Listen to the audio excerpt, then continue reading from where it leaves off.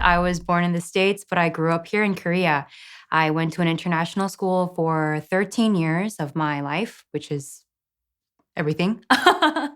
And then I went to school in America for university. Since I went to an international school, it was very different. I felt like I didn't fit in with like Korean Americans, and then I didn't feel like I fit in with Koreans. Like I was too American to be Korean, too Korean to be Korean American. That was just like basically my entire life growing up. I pretty much hung out with kids who were of the same background as me, who didn't fit either in like the Korean kids or Korean American side. So they don't let you speak Korean in international school.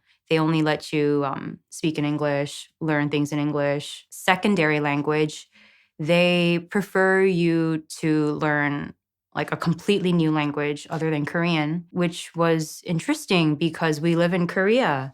And I would have thought, if you want to immerse yourself into the culture that you are literally in, wouldn't it be better to learn Korean? But they were like, no, you should learn French or Spanish, which is what I did.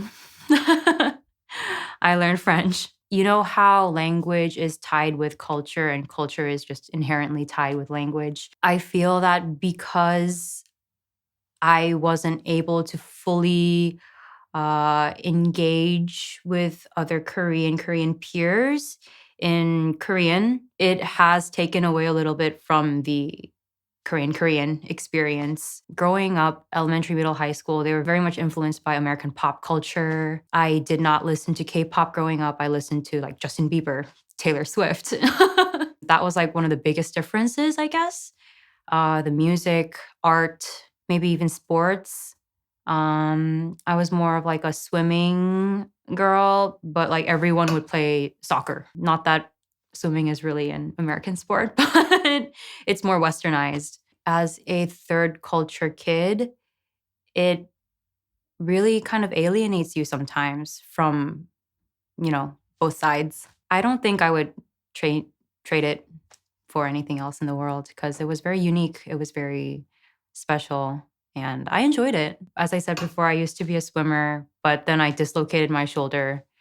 And so I tried to find somewhere else to relieve my creative output, and it happened to be musical theater. My best friend at that time, she passed away 2 years ago.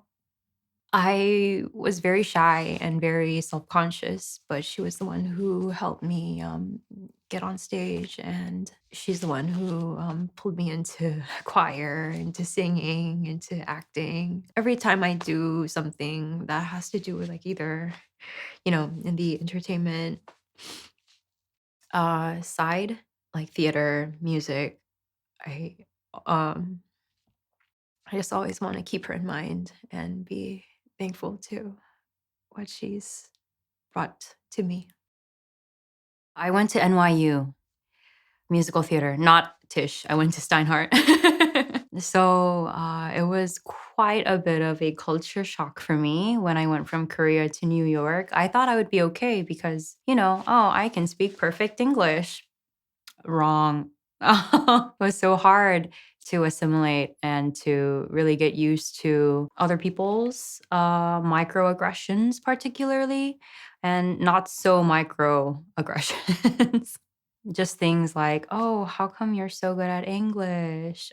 When I smile, I look so Asian, coming from a non Asian person. Koreans never experience racism in Korea. So that was quite a shock. There were quite blatant, aggressive remarks, such as, go back from where you came from, and other not so nice things. So, first of all, even though they say it's an international school, it's mostly Korean kids. Whereas in America, it's a melting pot. It's a mix of all different kinds of races. There weren't a lot of different races in my major, because musical theater it's a major that only those who have the privilege to experience have access to. Being immersed in an all Korean, mostly Korean community, and then being plucked from that and being placed into a very white dominant community was very nerve wracking for me. My first couple of years in the States were filled with homesickness. I could not get out of bed. I would watch K dramas all day.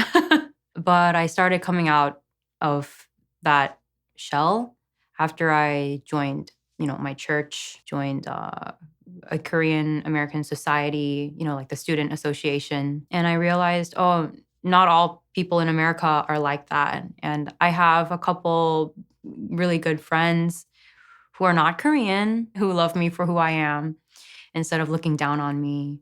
The term Korean American is such a broad term. It's not quite right to say that I'm a Korean with an American passport. I can't exactly say that I am like a proud American. I have been in America for university, but I haven't truly, you know, taken the step to live my life in America. It's a really weird situation for me, I guess, because I can speak English perfectly fine. I understand American pop culture, but I don't consider America my home. And on the other hand, I am fluent in Korean, but I don't understand quite e- everything that everyone has to say. Like if I go to church and sit through a Korean sermon, I would understand like 50% of it. But I've lived here my entire life and I would consider Korea my home. Like I've said before,